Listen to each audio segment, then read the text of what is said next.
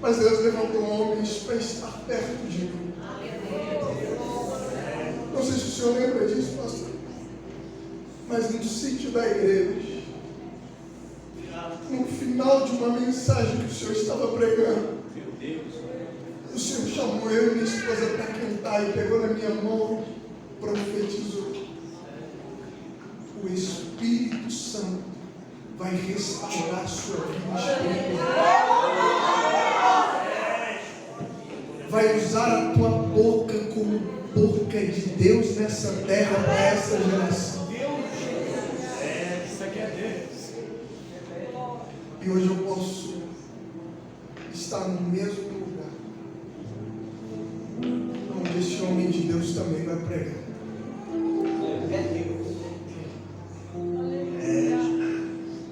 É só Deus que faz isso. E eu tenho uma palavra do céu para a tua vida aqui nessa noite. Os céus estão abertos sobre nós. Se coloque de pé, por gentileza. Abra a sua Bíblia. Atos dos Apóstolos, do capítulo ao de número 3.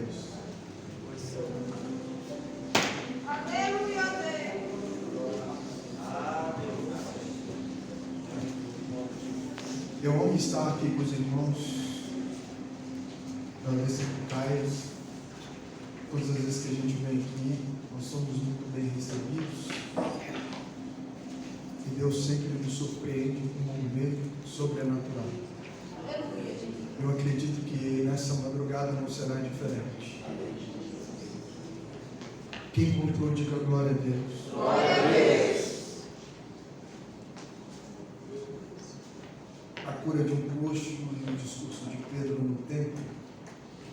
Verso 1. Pedro e João subiam ao templo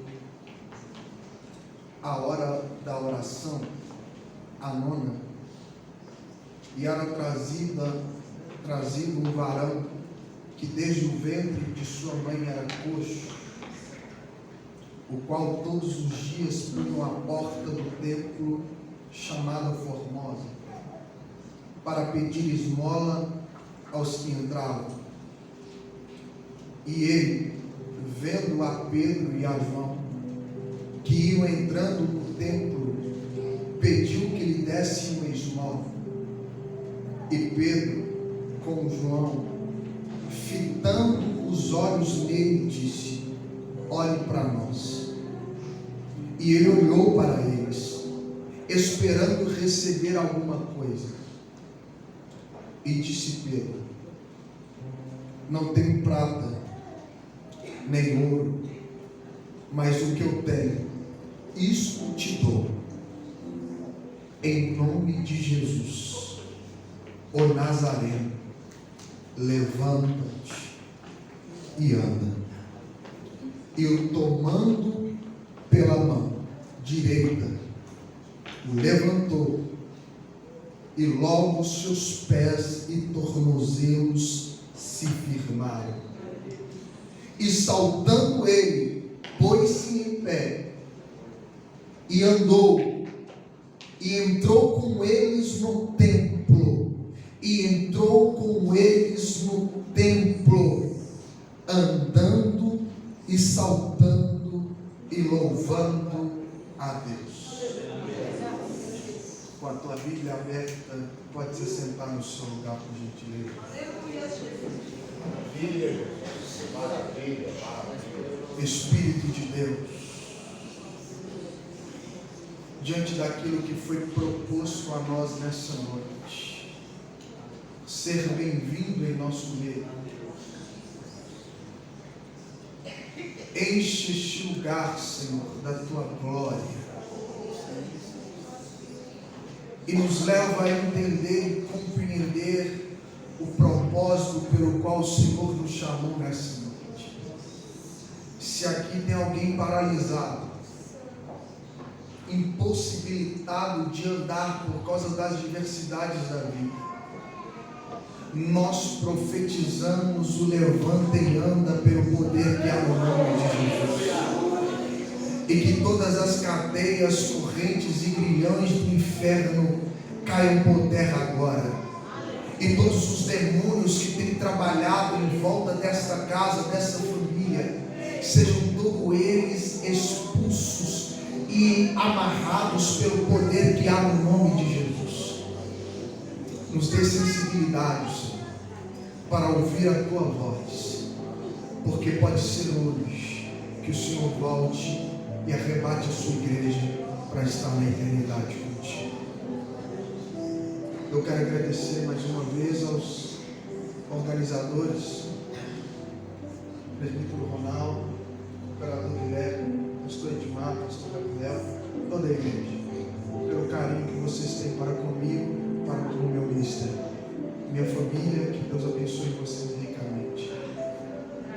Meus amados irmãos, neste livro sacro de Atos dos Apóstolos, nós vamos ver a manifestação do Espírito Santo de Deus operante na vida de homens e de mulheres que são dependentes a Deus.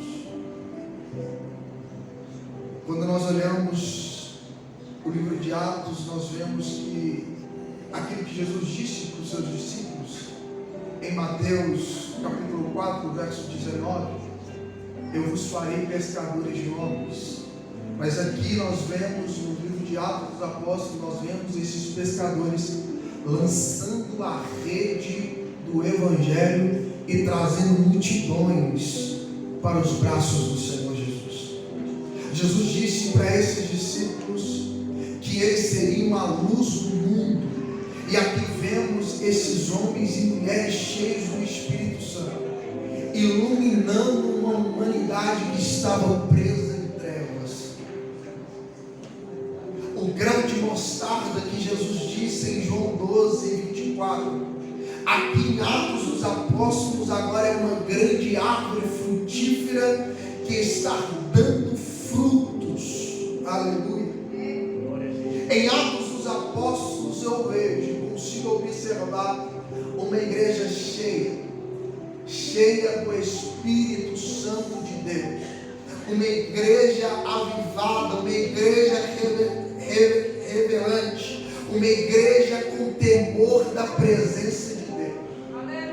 Quando nós observamos o capítulo 1 de Atos dos Apóstolos, nós vemos uma promessa sendo feita, uma promessa que quem fez a promessa não foi qualquer um, quem fez a promessa foi o próprio Jesus Cristo, o Filho de Deus, o filho mais velho da irmã Maria, oh glória, o unigênito de Deus, o Verbo encarnado, o príncipe da paz, aleluia, o alfa, o ômega, o princípio, o fim, o que é, o que era e o que há de vir.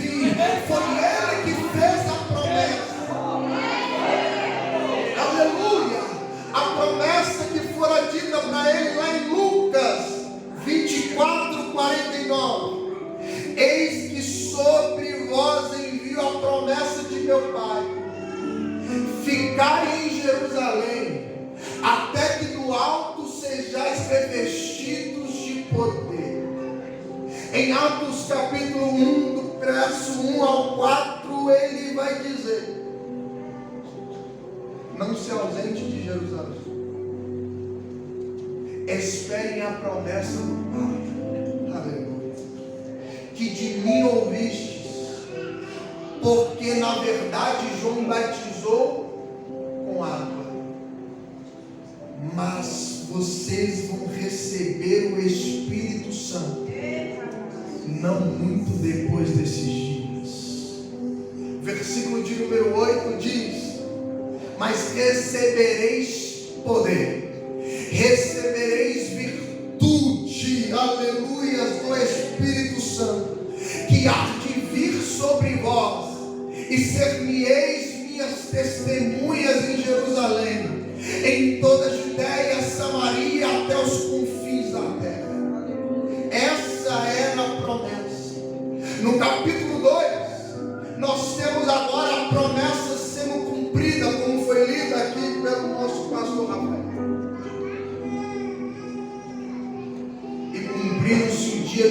Pentecoste, o 50º dia depois da Páscoa.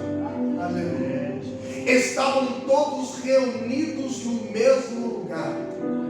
Estavam todos reunidos no mesmo propósito. Estavam todos reunidos na mesma visão. Estavam todos reunidos na mesma fé. Quando de repente veio do céu um som como um vento veemente e impetuoso, invadiu a casa onde eles estavam assentados, e todos, exatamente todos, foram cheios do Espírito Santo, e foram vistas por eles línguas repartidas como de fogo, a quais pousaram sobre cada um deles, e todos foram cheios, e começaram a falar línguas conforme o Espírito, conforme o Espírito Santo, conforme o Espírito Santo.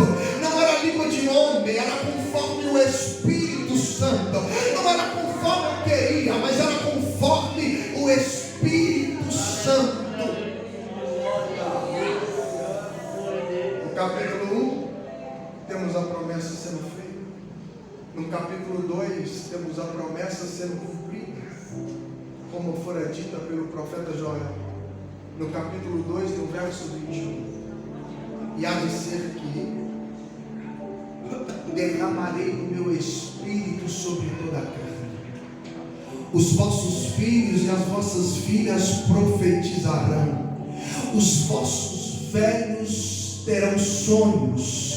Aleluia, e os vossos jovens terão visão. Oh, aleluia. Servos e servas encherei do meu Espírito. Quando nós olhamos para o capítulo de número 3, onde nós acabamos de ler, agora esta promessa está sendo vivenciada. A promessa está sendo o quê? Vivenciada. Porque a cada um dos senhores, a cada uma das senhoras que estão aqui, receberam um dia a promessa de Deus. Não sei se foi como eu, mas de alguma forma você recebeu uma promessa. Não sei se foi como o profeta Elias, que no ventre da mãe ele já tinha sido escolhido para ser profeta para a nação.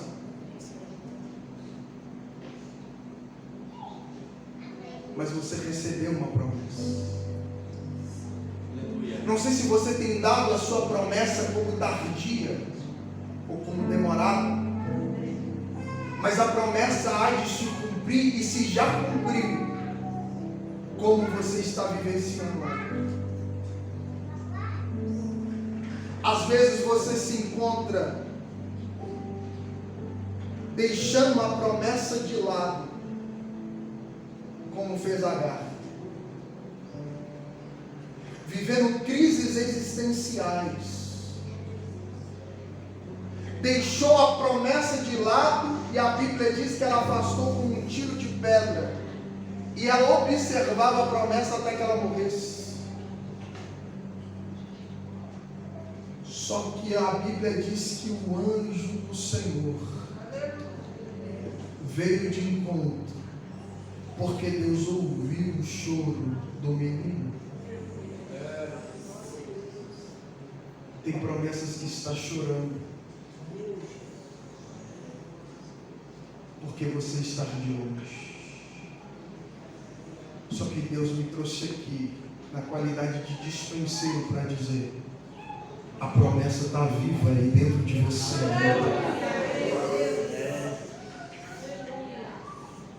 Não dê a sua promessa como falida. Os seus projetos estão falidos, esquecidos. E quando nós olhamos para o capítulo de número 3, nós vemos o Espírito Santo conduzindo 2 homens para o lugar da oração. E nós vamos tirar algumas lições através do texto. A Bíblia está dizendo que Pedro e João estão subindo juntos ao templo na hora da oração. Era a hora nona. Os judeus, eles tinham o costume de orar 3 vezes ao dia. Quantas vezes? 3. Quantas vezes? 3. Às 9 horas da manhã, ao meio-dia e às 3 horas da tarde. O culto do círculo de oração, a tarde da bênção, como queiram, eles estão subindo para o templo. E a primeira lição que eu aprendo é a oração. Não tem como eu ser cheio do Espírito se eu não tiver uma vida de oração. Não tem como eu mover o céu aqui na terra se eu não tiver uma vida de oração. Aleluia. Se queremos que o céu se mova em nosso favor, nós temos que fazer o que o céu faz. Se queremos ver a manifestação da glória de Deus, nós temos que fazer o que o céu faz. E o que o céu faz, por excelência? A adoração. Não adianta eu querer chegar aqui e entregar minha última força para Deus. Não adianta eu querer vir para um culto de vigília somente para cumprir uma tabela. Eu tenho que vir de corpo e alma. Eu tenho que entregar tudo no altar do Senhor. Aleluia. E quando eu olho para Pedro e João subindo para o templo na hora da oração, eu vejo que mesmo recebendo a promessa, eles não se acomodam, eles não ficam na inércia, porque eles sabem e eles acreditam que homens cheios do Espírito Santo são vazios de si mesmos e precisam se preencher da glória de Deus. Crentes cheios do Espírito Santo são vazios de si mesmos.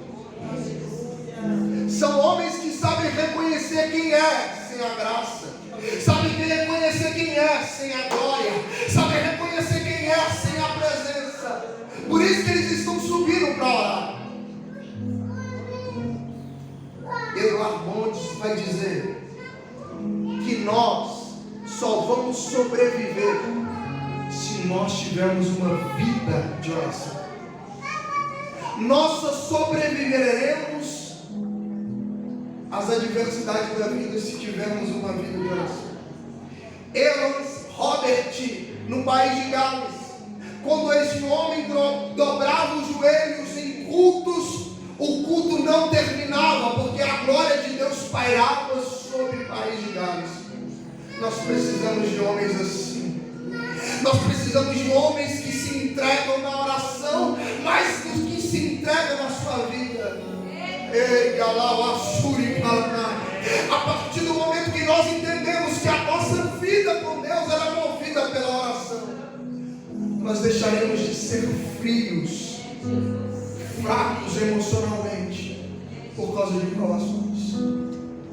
Jonathan Bunyan vai dizer que na oração é melhor eu ter um coração sem palavras do que palavras sem coração.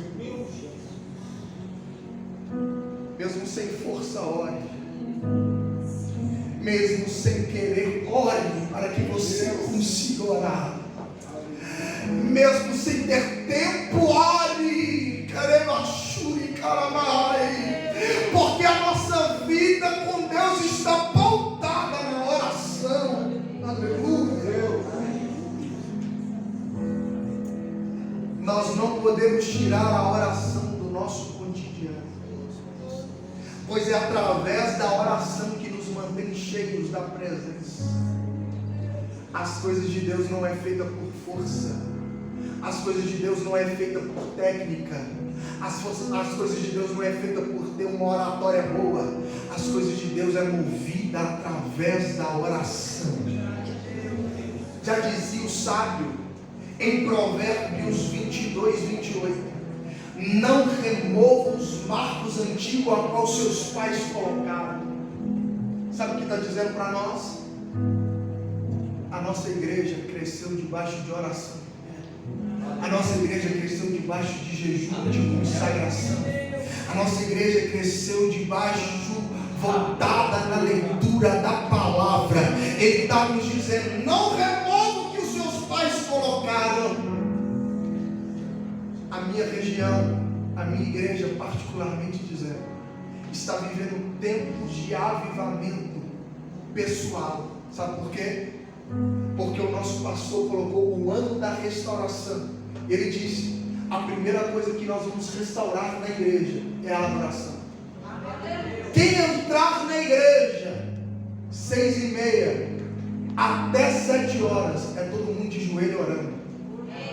Você que não aguenta ajoelhar, fica sentado no banco, mas orando. Meus irmãos, algo simples, mas porém relevante na eternidade. Quer incomodar o mundo espiritual? Quer trazer o céu para sua casa? Vai para a oração. Quer mudar a situação que você está vivendo? Vai para a oração. A oração nos faz suportar os dias de crise. A oração nos faz, aleluia, vivenciar algo que a gente nunca vivenciou. E quando nós olhamos no verso de número 2, este homem era colocado todos os dias na porta do templo chamada Formosa. Percebe-se que eram todos os dias. Alguns biblicistas vão dizer que eram 40 anos no mesmo trajeto. Ele era colocado e esquecido. Só que ele é colocado num lugar estratégico, diante da porta formosa, porque era feita de um bronze de Corinto, que quando a luz do sol refletia, a luz do sol brilhava sobre o bronze, refletia tão maravilhosamente que era visto à distância. Se fosse nos nossos dias, como diz o pastor Eliseu Rodrigues, a gente ia para a porta do templo chamada Formosa e tiraria selfie, porque a porta era linda, a porta era gloriosa, mas quando chegasse em casa, presbítero Ronaldo, nós fazíamos um Photoshop para esconder o paralítico coxo de nascença, porque a minha geração está valorizando mais coisas do que pessoas. A minha geração valoriza mais o que eu tenho do que pessoas. Mas Deus me trouxe aqui para te dizer: volte a acreditar em projetos falidos, porque você é cheio, a senhora é cheia do Espírito Santo de Deus. Orai de que levar surianda. Porque entende que colocando um homem na porta do templo chamada Formosa, significa que quem sobe para o templo para orar é piedoso. Quem sobe para o templo para orar vai olhar em favor do próximo. Então é algo estratégico. Eu te coloco aqui e você vai ter uma rentabilidade. Está entendendo? Está colocando ele ali estrategicamente para ter lucro. E aí a Bíblia está dizendo, no verso 3, e ele vendo Pedro e João que iam entrando no templo, pediu que lhe desse uma esmola. Você entende que quando Pedro e João estão subindo, eles não vão olhar para a porta do templo, eles vão olhar para o coxo. Porque homens cheios da presença de Deus valorizam pessoas. Homens cheios de Deus, eles conversam com pessoas. Homens que são santificados pela glória de Deus, eles perdem tempo com pessoas. Aleluia! Entenda isso aqui, meu irmão. Se você conhece alguém que está num processo de santificação e quer se isolar, o pastor Eliseu Rodrigues disse que não é santificação, é demonização, é satanização. Porque Evangelho nos aproxima de pessoas. Evangelho nos aproxima de gente. Porque Deus, Jesus veio como gente. Jesus conversou com gente. Jesus curou gente. Jesus perdeu minutos da sua vida com gente. Então, crentes que é cheio da presença de Deus, comunga, anda, clama, agora anda com gente. Nós precisamos voltar a valorizar pessoas. Nós precisamos voltar a insistir com quem já caiu. Você precisa voltar a acreditar no traficante da sua família. Você precisa voltar a acreditar no drogado da sua família. Você precisa voltar a acreditar que Jesus pode restaurar a vida do adúltero.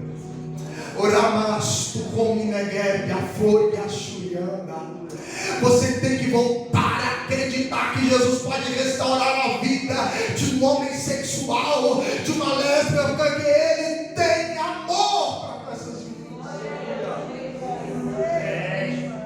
Ele pediu uma esmola no verso 3.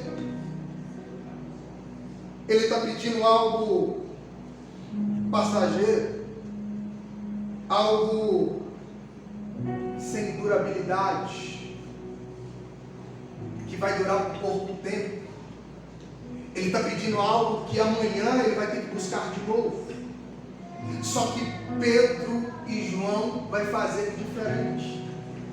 Olha o que esse homem está dizendo. Está na porta do templo, está pedindo uma esmola, algo passageiro, algo que não vai saciá-lo para a vida inteira. E aí a Bíblia nos ensina em Tiago capítulo 4 verso 3: pedis e não recebeis, porque pedi mal, para gastar em vossos prazeres e deleites. É por isso que muitos de nós não recebemos de Deus. É porque Deus sabe que o que a gente está pedindo é terreno, é passageiro.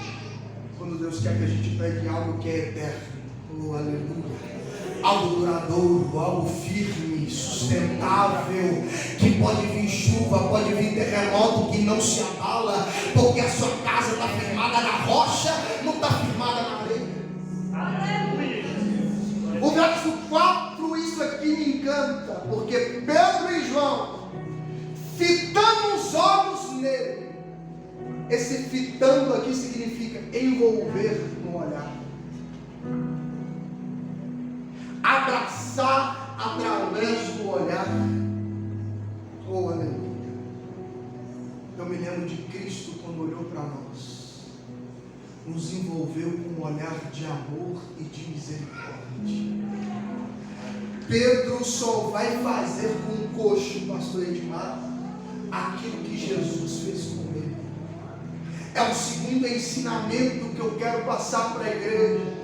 Porque homens cheios do Espírito Santo faz o que Cristo fez por ele. Eu só posso fazer por alguém aquilo que Cristo fez por mim, oh glória.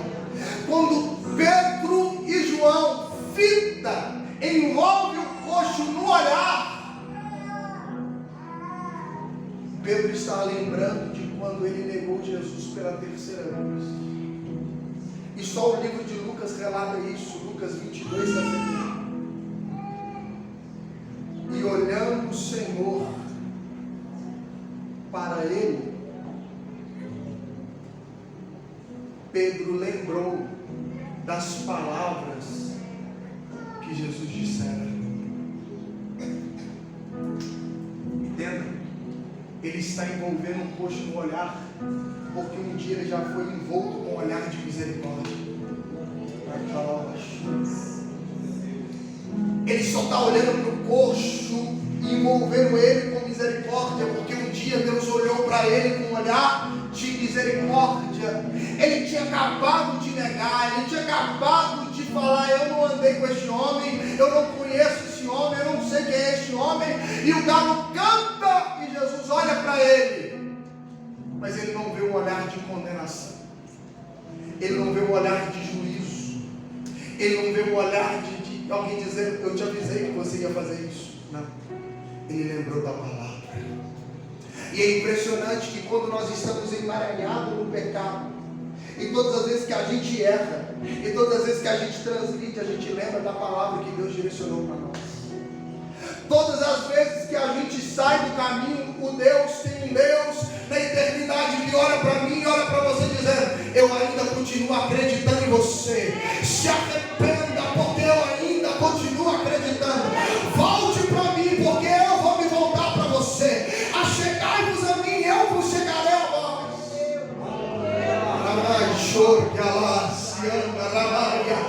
Mesmo que estiver andando por caminho totalmente diferente que ele falou. Ele disse ficar em Jerusalém, mas os discípulos estão indo em caminho de Emaús.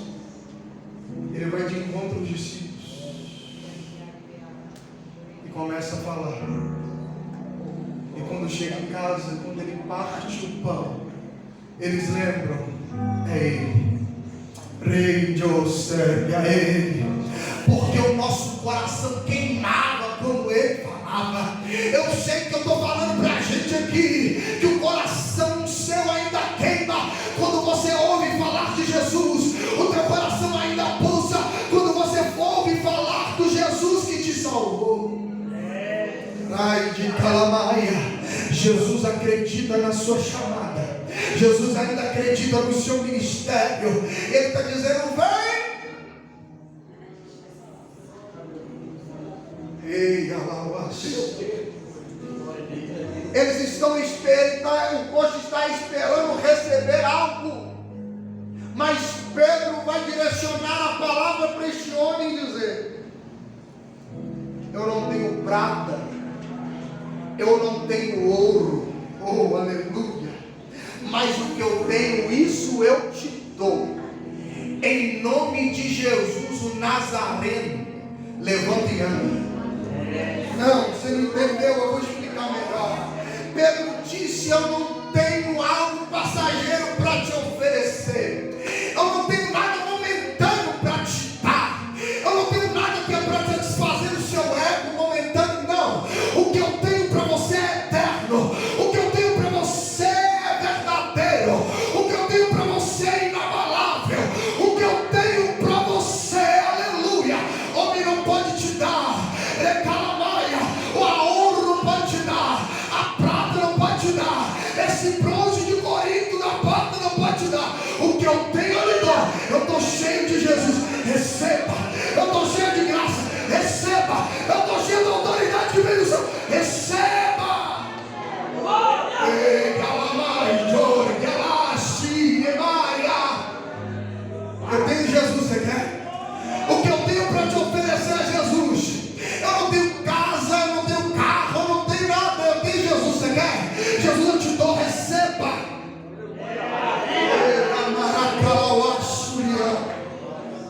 O que eu tenho eu te dou, receba.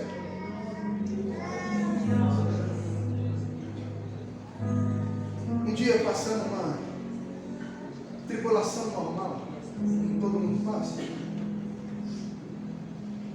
Meu horário de almoço no serviço, eu pego meu celular e abro na mensagem dos teólogos, e aí eu recebo uma mensagem do meu pastor, do meu professor de teologia, e estava escrito algo de um autor desconhecido. Certa feita um biblicista, um homem conhecedor, que gostava de ler vários livros, estava dentro de uma biblioteca. Depois de muitas horas ali dentro daquela biblioteca, ele se levanta para beber algo. Ele pega uma xícara de café, enche o café e põe o café quase até transbordar. E andando cuidadosamente para não derramar o café no chão, de repente vem um homem desastrado e esbarra nele e derrama o café no chão. O homem desastrado pergunta: o que você derramou no chão? O biblicista, olhando, disse: eu não derramei, quem derramou foi você. E o homem que veio desastrado pelo caminho disse: resposta errada, o Senhor derramou café.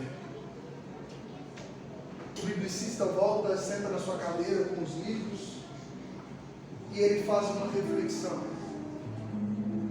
Eu só posso derramar daquilo que eu estou cheio. Eu só derramo aquilo que eu estou cheio. Uma aplicação para nós que estamos aqui nessa vigília. Quando a adversidade da vida vem de encontro a você, o que você tem derramado? O que você tem derramado em meio às adversidades da vida? Em meio às crises existenciais, o que o senhor e a senhora tem derramado? Será que é ingratidão? Será que é raiva? Será que é descontentamento com a fé que você está promulgando? O que você tem derramado? Será que são lágrimas de desgosto? Será que o que você tem derramado são palavras que não agradam a Deus? Mas quando eu olho para o texto que nós estamos lendo, eu vejo Pedro e João subindo com o propósito de orar. Mas de repente a adversidade da vida, me permita descer do altar, esbarram com alguém. A adversidade da vida esbarrou em Pedro e João. Só que o que eles têm para oferecer, aleluia, é maior que a adversidade. É maior do que os 40 anos que aquele homem estava na porta do templo. É maior que a enfermidade que ele estava enfrentando. Ele diz: eu estou cheio de Jesus, receba. Eu estou cheio de Jesus, receba. Levanta e anda.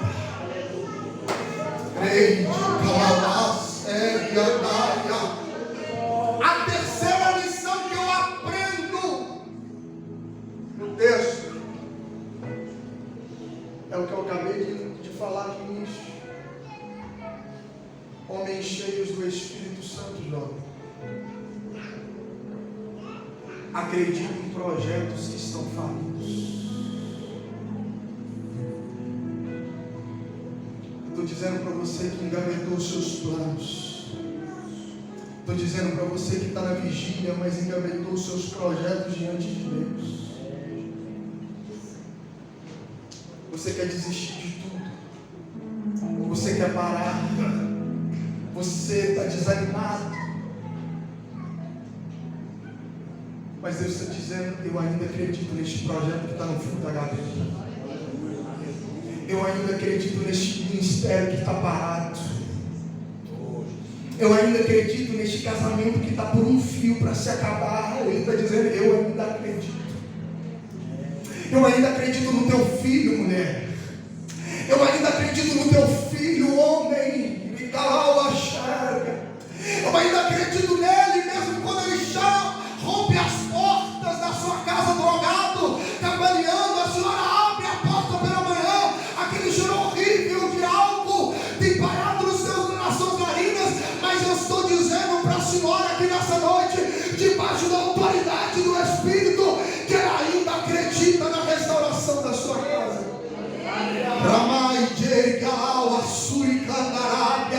Ele ainda acredita na restauração do seu casamento. Ele ainda acredita. O que me chama a atenção é que não ficou só na palavra, não ficou só de verbalizar o levanta e anda em nome de Jesus. Não. E tomando-o pela mão,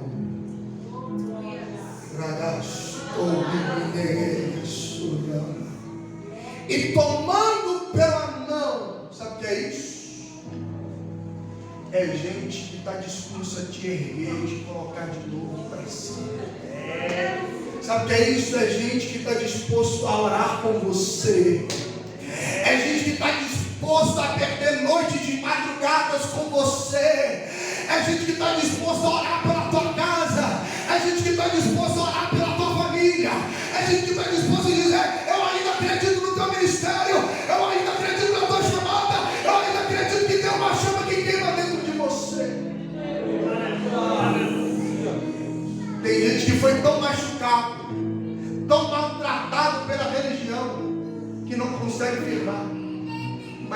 dizendo: para de olhar para a religião e olhe para mim. Para de olhar para o homem, olha para mim. Pedro disse, tomando pela mão. Sabe o que é isso? Uma atitude, pastor Rafael, de homens e mulheres cheios da presença. Pode mudar uma história. Uma atitude de um homem e de uma mulher cheios da presença de Deus pode mudar uma história. Levitas, vocês já pararam para pensar que o seu louvor pode mudar a vida de alguém? O louvor que sai dos seus lábios pode mudar a vida de alguém. E meus amigos pregadores, já parou para pensar que a mensagem que você gasta 4, 8 horas, 16 horas preparando, Deus pode direcionar a tua voz como uma flecha no coração de alguém e mudar a história de alguém? Já parou para pensar, irmão, no ciclo de oração, que as suas tardes de oração, as suas manhãs de oração pode mudar a vida de alguém? Um amigo meu pregador, ele diz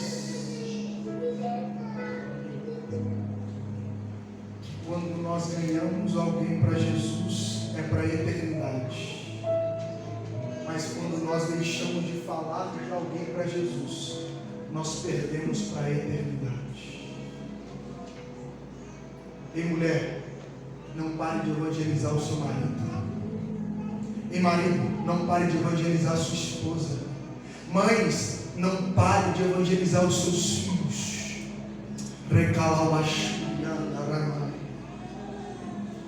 Era um projeto falido aquele homem, mas teve alguém que se dispôs a pegá-lo pela mão.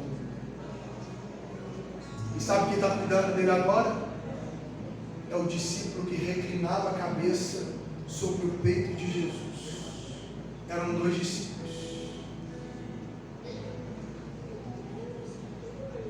Você já parou para pensar que João é aquele que ouve as batidas do coração de Deus? Não só o irmão, ele entendeu? Já parou para pensar que tem gente, pastor Rafael, que tem ministério que ouve o coração de Deus? Tem gente que é tão sensível à voz do Espírito, que ele sabe o que Deus está sentindo. Tem gente que é tão sensível à voz do Espírito de Deus, que ele sabe exatamente o que Deus está sentindo. É que Deus fazia com os profetas do Antigo Testamento. Vocês vão sentir o que eu estou sentindo. Se coloque de pé nessa noite. Aleluia, Jesus.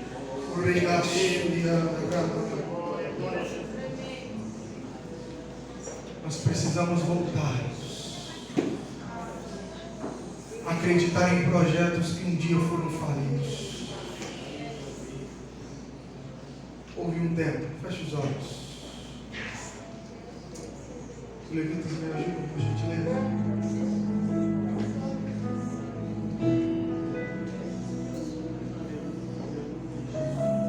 Houve um tempo em que Deus contemplou o mundo aleijado, caído à porta do céu. Deus tinha algo, aleluia, algo que ele não podia reter, era vida e amor. Nós éramos o aleijado na porta do templo do céu. Nós não tínhamos capacidade de levantar e vir para o templo para adorar. Na porta do céu nós estávamos jogados, porque o pecado nos separou do eterno. Só que Deus tinha algo que Ele não podia tirar, reter para si. Era algo que o seu amor nos envolvia. E nós estávamos ali como um esmoleiro pedindo uma esmola, uma água para refrescar a nossa sede infinita. Só que Ele não nos deu água, Ele nos deu um bebê para amar. Ele nos deu um homem para seguir, Ele nos deu uma vida para adorar, um espírito para falar e habitar em nosso corpo. Ele nos deu um espírito para habitar um corpo aleijado, miserável, incapacitado de andar. Mas quando o Espírito veio sobre nós, agora nós soltamos, nós pulamos, nós nos alegramos. Ele colocou em nossos lábios um cântico novo. Rabacalamassurianda Rabai. Que a Nassuri Candarábia. Ele tem algo novo para fazer em nós. Ele tem algo novo para derramar em nós. Ele tem algo novo. Ele tem algo novo sobre a tua vida hoje. Ele tem algo novo para derramar sobre você. Eu não sei se você percebeu, mas pode acontecer hoje aqui o que aconteceu em Asbury, nos Estados Unidos. O culto pode ser interrompido. Pode acontecer aqui hoje o que aconteceu em 18 de novembro de 1910, quando Daniel Berg e Gunavig pregavam a glória de Deus.